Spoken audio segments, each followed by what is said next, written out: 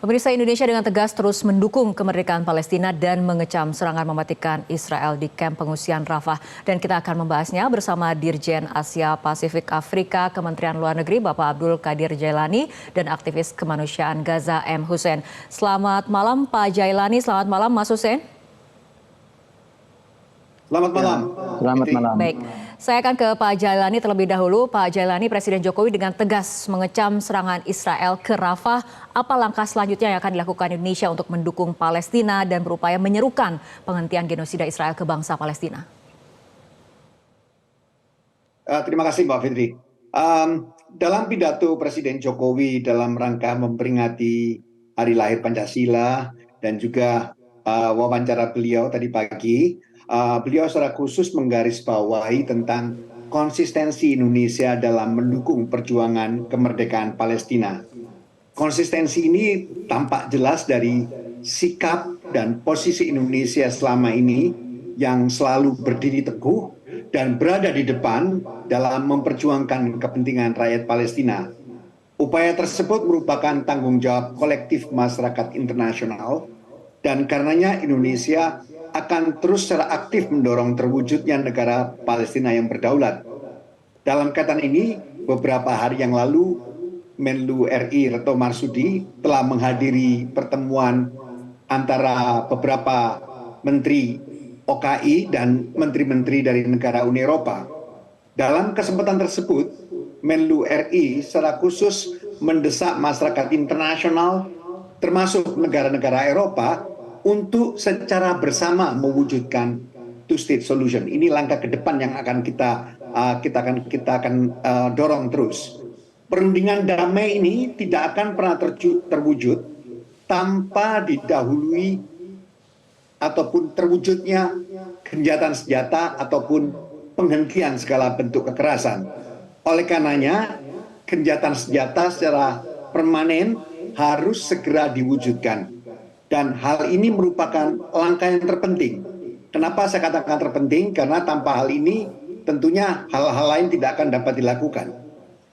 Selanjutnya Indonesia juga akan terus mendesak agar Israel mematuhi keputusan Mahkamah Internasional, termasuk menghentikan operasi militernya di Rafah. Tadi hal ini juga secara khusus ditekankan oleh Bapak Presiden.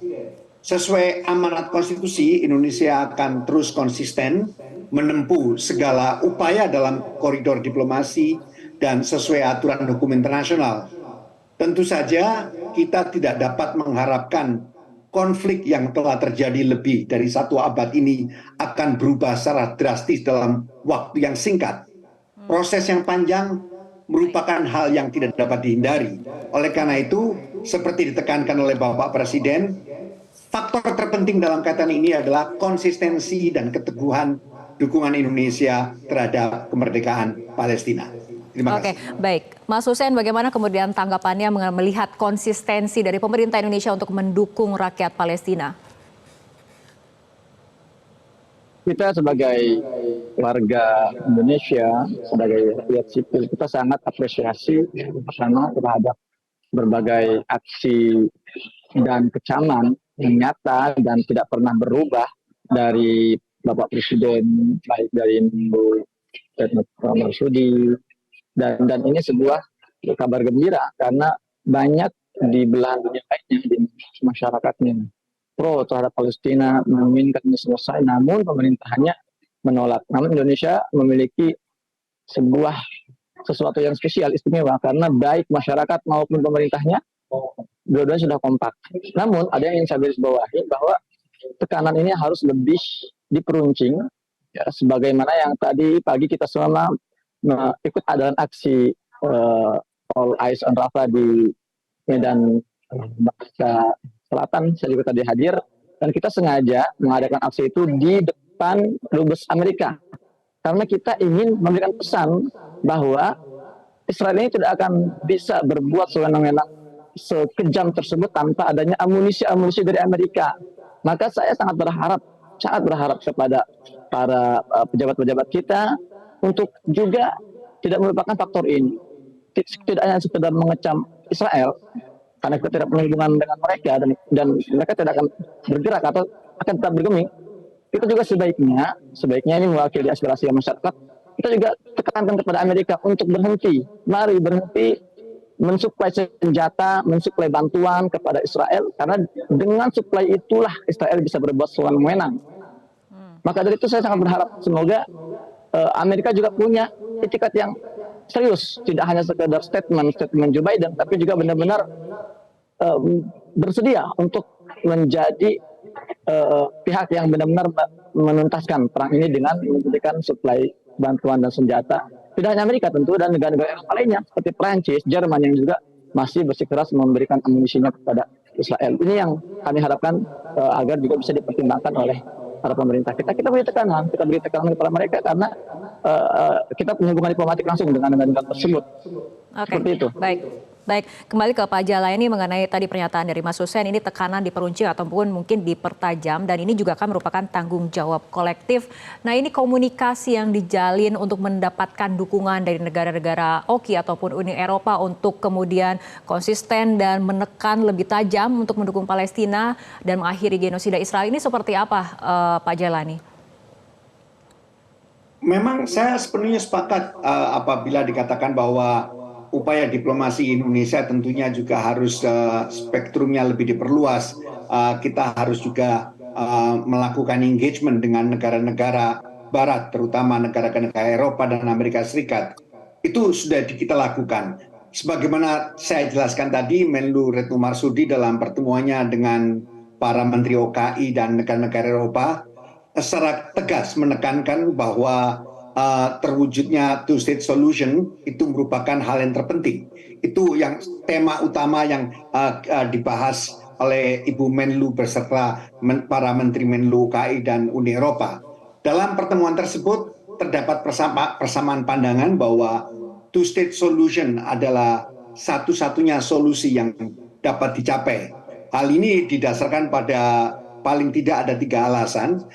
Pertama, penyelesaian two-state solution merupakan satu-satunya cara yang paling realistis untuk menyelesaikan konflik Palestina-Israel. Kedua, penyelesaian tersebut telah disetujui oleh berbagai resolusi PBB. Dan ketiga, dalam berbagai perundingan damai, Palestina juga telah menerima solusi dimaksud.